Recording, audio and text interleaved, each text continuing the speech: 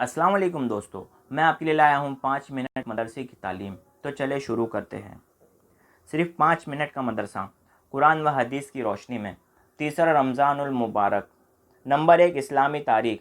حضرت نوح علیہ السلام کے بارے میں۔ اللہ تعالیٰ نے حضرت نوح علیہ السلام کو رسول بنا کر ان کی بت پرستی قوم کی ہدایت کے لیے بھیجا۔ 950 سال تک ایمان کی دعوت دیتے رہے۔ چند لوگوں کے علاوہ کسی نے ایمان قبول نہیں کیا۔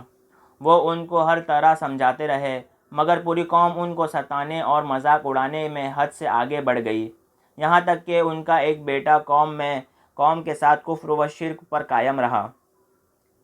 جب اللہ تعالیٰ نے ان کے ایمان نہ لانے کی خبر دے دی تو نوح علیہ السلام نے دعا فرمائی کہ اللہ، ان میں سے کسی کافر کو زمین پر زندہ نہ چھوڑیے، ان کے باقی رہنے سے شرک و کفر اور گمراہی بڑھتی چلی جائے گی۔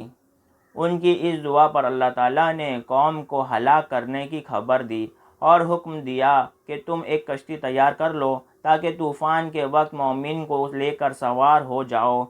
اس کے بعد پانی کا طوفان آیا اور پوری قوم ہلاک ہو گئی۔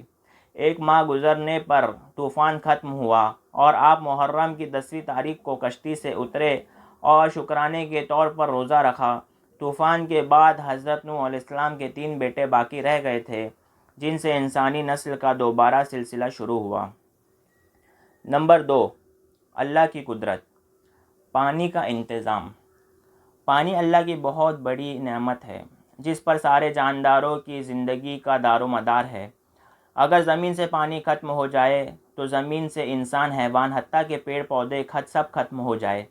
لیکن یہ اللہ تعالیٰ کی بہت بڑی قدرت ہے جس نے سمندروں کی شکل میں پانی کا بہت بڑا ذخیرہ جمع کر رکھا ہے، پھر وہاں سے بادلوں کی شکل میں پانی کو اٹھا کر سوکھی زمین کی طرف برساتا ہے اور پھر اسی پانی کو زمین کے اندر ذخیرے کے طور پر جمع کر دیتا ہے، جس سے پیڑ پودوں کو پانی ملتا ہے، جس سے انسان خود پیتا ہے اور اپنی کھیتیاں سیراب کرتا ہے۔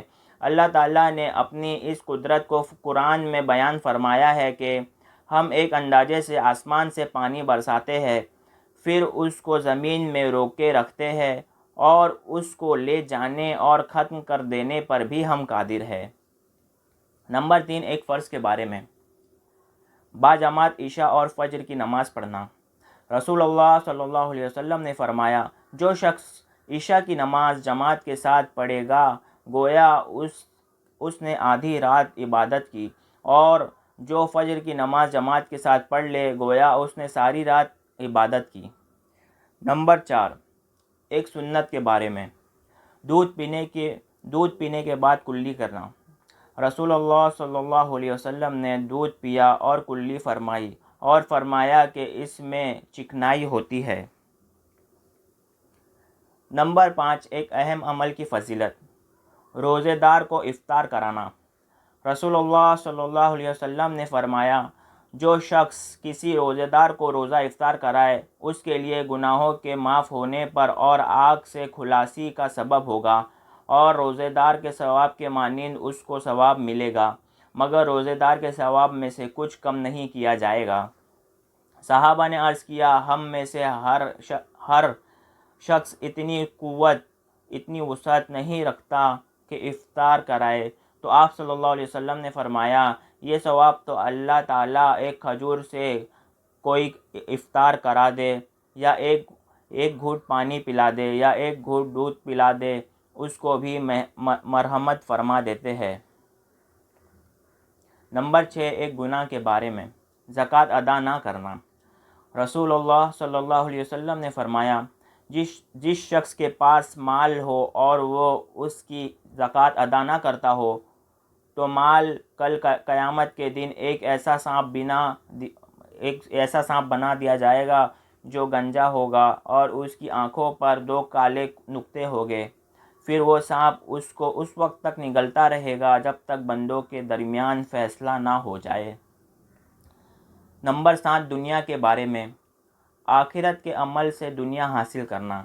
رسول اللہ صلی اللہ علیہ وسلم نے فرمایا، جو شخص آخرت کے کسی عمل سے دنیا چاہتا ہو اس کے چہرے پر پھٹکار ہوتی ہے، اس کا ذکر مٹا دیا جاتا ہے اور اس کا نام دوزخ میں لکھ دیا جاتا ہے۔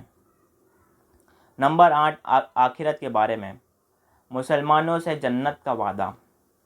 قرآن میں اللہ تعالیٰ فرماتا ہے، اللہ تعالیٰ نے مسلمان مردوں اور مسلمان عورتوں سے ایسا باغوں کا وعدہ کر رکھا ہے جن کے نیچے نہریں بہہ رہی ہوگی۔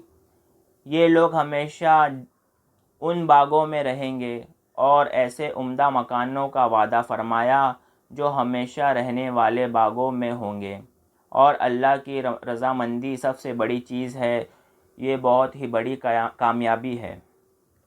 نمبر 9، طب نبوی سے علاج۔ کلونجی میں ہر بیماری سے شفا۔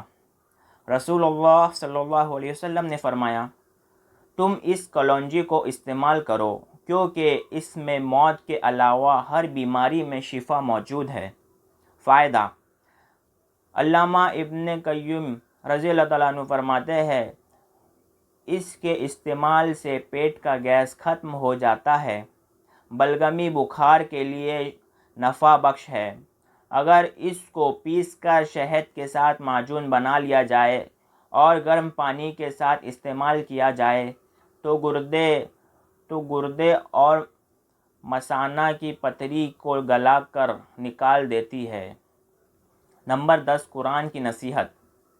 قرآن میں اللہ تعالیٰ فرماتا ہے، اے لوگو، زمین کی حلال اور پاکیزہ چیزیں کھاؤ اور شیطان کے نقش قدم پر مت چلو، یہ تمہارا کھلا ہوا دشمن ہے۔ وہ تم کو برائی اور بے حیائی کی باتوں کا حکم دیتا ہے اور اس بات کا حکم دیتا ہے کہ تم اللہ کے متعلق ایسی بات کہو جس کا تمہیں علم نہیں۔ صدق اللہ العظیم۔ اللہ تعالی ہم سب کو کہنے سننے سے زیادہ عمل کی توفیق عطا فرمائے۔ اس چینل کو سبسکرائب ضرور کریں اسی طرح کلپس روزانہ پانے کے لیے۔ کل ملتے ہیں انشاءاللہ۔ السلام علیکم۔